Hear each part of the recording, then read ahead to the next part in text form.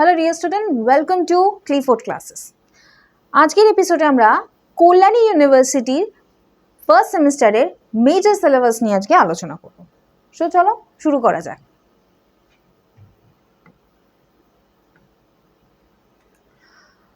First যে major কোর্সের unit 1-এ হলো historiography of early India, historical interpretation কীরকম আছে, imperialist versus nationalist, 2 leftist versus liberal, 3 secular versus religion. বাংলায় বলি এবার। আদি ভারতের ইতিহাস এবং ঐতিহাসিক ব্যাখ্যা। 1 সাম্রাজ্যবাদী ইতিহাস এবং জাতীয়তাবাদী, 2 বামপন্থী বনাম উদারপন্থী এবং 3 নিরপেক্ষ বা ধর্মনিরপেক্ষ বনাম ধর্ম। এইগুলো মূলত কি বলছে যে এক ইতিহাসকে একজন কিভাবে দেখেছে। একজন সাম্রাজ্যবাদী ঐতিহাসিক একটা ঘটনাকে কিভাবে এক্সপ্লেন করেছেন, সাম্রাজ্যবাদীর সাথে তৎকালীন জাতীয়তাবাদী ঐতিহাসিকরা সেই ঘটনাকে কিভাবে এক্সপ্লেন করেছেন। আমরা যেমন সাম্রাজ্যবাদী একজন ঐতিহাসিকের নাম কিছু না হোক জেমস মিল, তিনি তার বই হিস্ট্রি অফ ইন্ডিয়ায় সমগ্র ইতিহাসটাকে একটা বর্ণনান্যভাবে দিয়েছেন।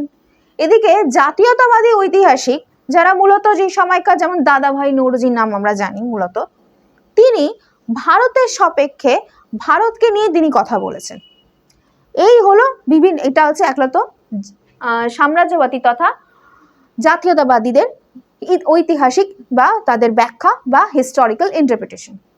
লাইক এইভাবে কোনো ঘটনাকে একজন লেফটিস্ট বা একজন মার্কসিস্ট হিস্টোরিয়ান কিভাবে দেখছে।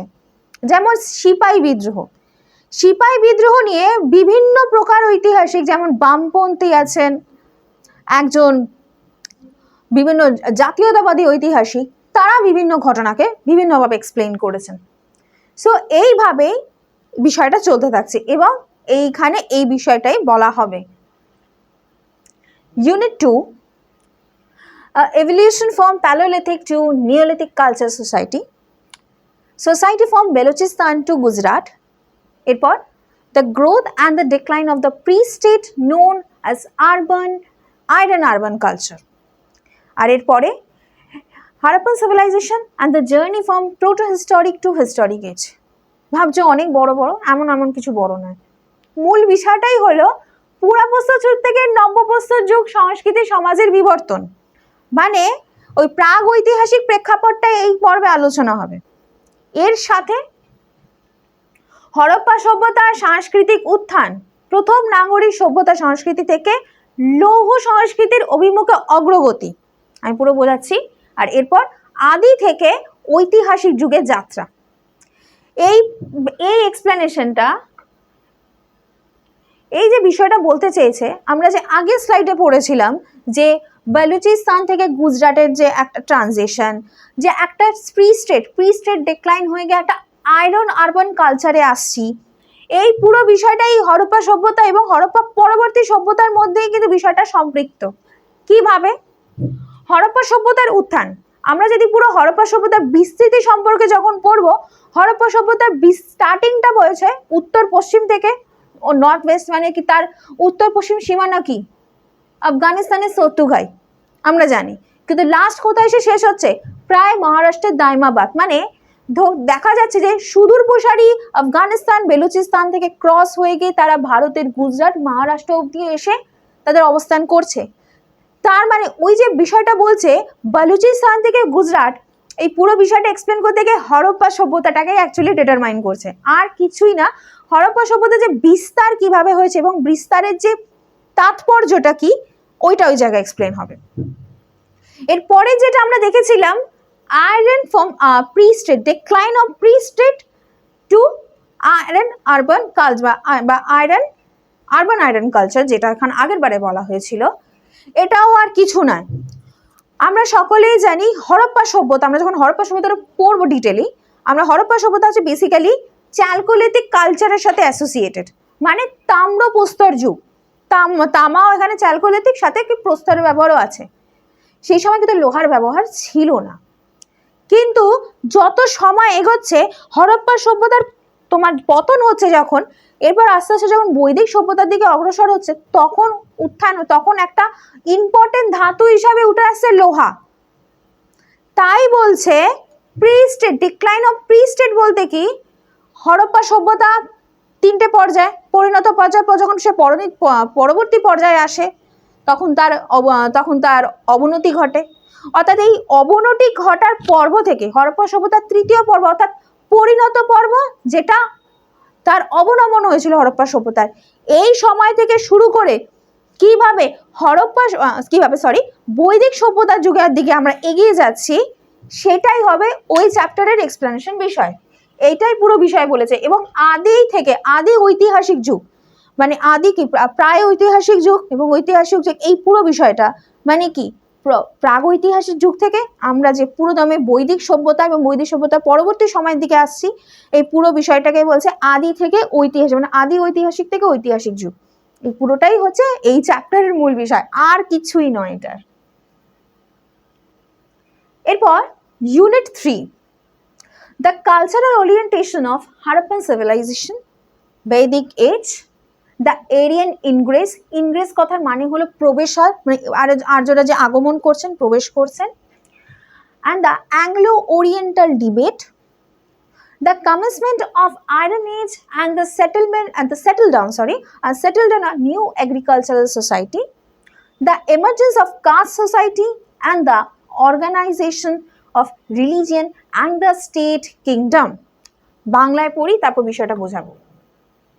ইউনিট 3তে আছে হরপ্পা সভ্যতা সংস্কৃতি, বৈদিক যুগ, আর্যদের প্রবেশ এবং অ্যাংলো ওরিয়েন্টাল বিতর্ক। ওই যে আগের চ্যাপ্টার হরপ্পা সভ্যতার কালচারাল এভলিউশন বিষয়টাই চলতে থাকবে। তাদের ট্রেড আছে। হরপ্পা সভ্যতার সংস্কৃতি কি শুধু সংস্কৃতি বলতে কি নাচ গান না, কিভাবে হরপ্পা সভ্যতার বিবর্তনগুলো ঘটছে, তারা কি কি জিনিস ব্যবহার করতো, তাদের জীবনধারা, এইটাই হচ্ছে ওই চ্যাপ্টারের এখানে আলোচ্য বিষয়।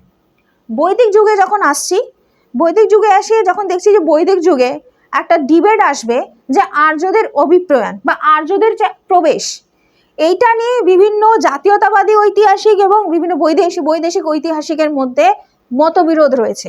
এটাই হলো অ্যাংলো ওরিয়েন্টাল ডিবেট। এরপরে হচ্ছে কি লৌহ যুগের সূচনা, আয়রন এজ সূচনা হচ্ছে এবং নতুন কৃষি সমাজ। যেহেতু লৌহ যুগের সূচনা হচ্ছে তার জন্য কৃষি সম্প্রসারণ বৃদ্ধি পাচ্ছে। এইখানে কি হচ্ছে, কৃষি সম্প্রসারণ বৃদ্ধি হওয়া মানে কি আরো বেশি অন্যান্য জীবিকার উত্থান হওয়া, জীবিকার সাথে কি অর্থনৈতিক তারতম্য, যার ফলত কি হয় আস্তে আস্তে এইখান থেকেই জাতিভেদ প্রথার উত্থানটা বৈদিক সভ্যতা থেকেই হচ্ছে। এই পর্ব থেকে কি আরো বেশি সেটা তীব্রতর হচ্ছে। তাই কি হচ্ছে দ্য বর্ণ সমাজের উত্থান। এরপর ধর্ম এবং রাষ্ট্রীয় রাজ্যের সংগঠন। এটা কিভাবে হচ্ছে কি, আমরা যখন আস্তে আস্তে আয়রন এজ বা লৌহ যুগের দিকে আরো দূরে সম্প্রসারণ করছি, তখন আমরা দেখছি যে বেশ কিছু স্টেট, মানে বৈদিক সভ্যতাতে মূলত তো একটা গ্রামীণ সভ্যতা, যেখানে দেখছি যে সভা সমিতি এই ধরনের রাজনৈতিক অবস্থান ছিল, কোনো ধরনের স্টেট টেরিটরি বা এরকম বিষয় কিছু ছিল না। মানে বিষয়টা ছিল হচ্ছে একটা অভিজাততন্ত্র অর্থাৎ অলিগার্কিজম বা রিপাবলিকিজম। বাট আস্তে আস্তে বিষয়টা আসছে কি একটু মনার্কিজম মানে হচ্ছে রাজতান্ত্রিক ভিত্তিক। এই সময় এসে দেখবো আমরা হর্ষাঙ্ক বংশ, নন্দ বংশ,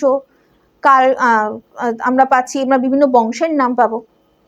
এরকম 4খানা বংশই থাকবে, যেটা হচ্ছে কি মগধের উত্থান। আমরা ষোড়শ মহাজনপদ কেন হচ্ছে কি, এই যে আস্তে আস্তে কি হচ্ছে বৈদিক যুগে তো জনর উত্থান ঘটেছে।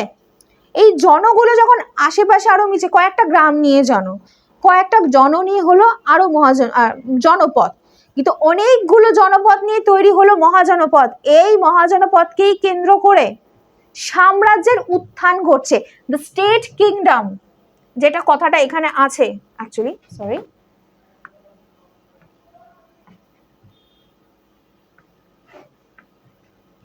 এই যে রাষ্ট্রীয় রাজ্য সংগঠন বা ধর্মরাষ্ট্রীয় রাজ্য সংগঠন কি আস্তে আস্তে কি একটা কনসেপ্ট আসছে, রাষ্ট্রের একটা কনসেপ্ট এখানে আস্তে আস্তে আসছে, কি একটা সাম্রাজ্যের কনসেপ্ট, রাষ্ট্রপতি কি এখানে সাম্রাজ্যের কনসেপ্ট আসছে। এইটাই হলো ষোড়শ মহাজনপদের উত্থান।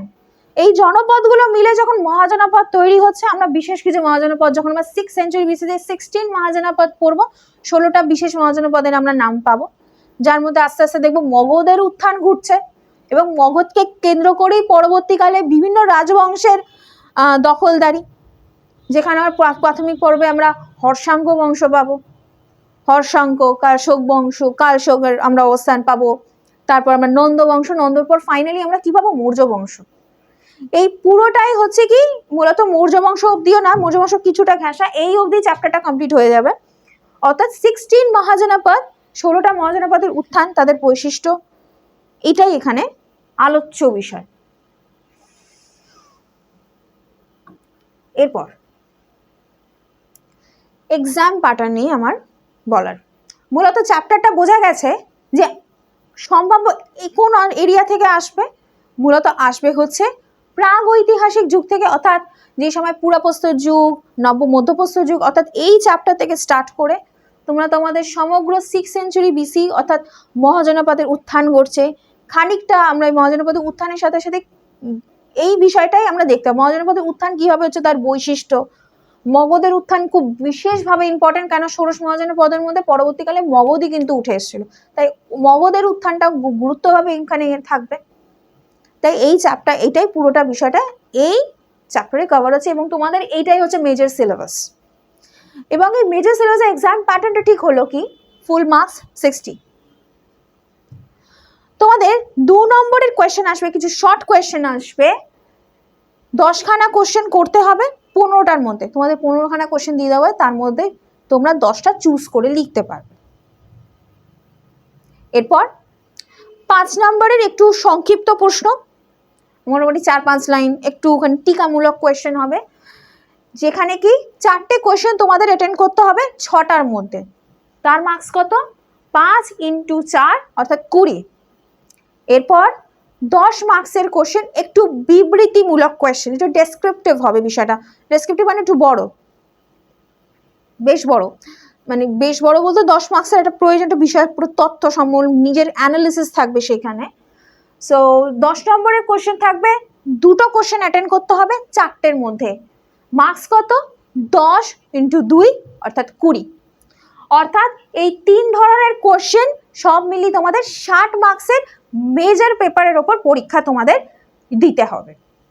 মূলত বেসিক হিসাবে একটাই এখানে বলতে হয়, রণবীর চক্রবর্তী, বিভিন্ন বই আছে, তবে বেসিক যদি আইডিয়া, এই পুরো গোটা হিস্ট্রির ব্যাপারে আইডিয়া যদি ক্লিয়ার করতে হয়, ডেফিনেটলি রণবীর চক্রবর্তী প্রাচীন ভারতের ইতিহাস, তার সাথে তার আরেকটা বই আছে অর্থনৈতিক ইতিহাস, প্রাচীন ভারতের অর্থনৈতিক ইতিহাস, এই দুটো বই এই পুরো চ্যাপ্টার বা পুরো এরাটার উপরে আইডিয়া করার জন্য এনাফ। এবং যারা ইংলিশ মিডিয়াম তারাও at a time the exploring early India, এটাও রণবীর চক্রবর্তীর বই, এই বইটাকে পড়লেও তোমরা ওভারঅল এই যে টোটাল মেজর যে পোর্শনটা, যে from Palaeolithic age to 6th century BCE, এই টোটাল এরাটা তোমাদের কাছে, টোটাল এরার হিস্ট্রিটা তোমাদের কাছে খুব আন্ডারস্ট্যান্ডেবল হবে।